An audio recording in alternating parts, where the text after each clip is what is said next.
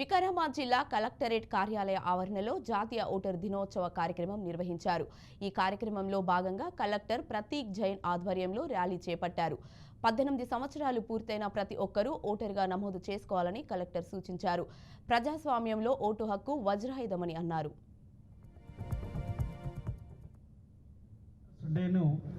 Celebrate చేస్తున్నాం. ఇది 15th అంటే లాస్ట్ 2011 నుంచి మనం ఈ నేషనల్ ఓటర్స్ డేను సెలబ్రేట్ చేస్తున్నాము.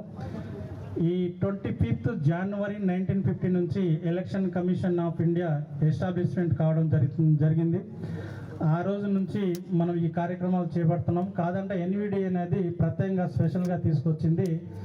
25th January 2011 నుంచి మనం స్టార్ట్ చేస్తున్నాం కాబట్టి ఇది 15th నేషనల్ ఓటర్స్ డేగా సెలబ్రేట్ చేస్తున్నాం.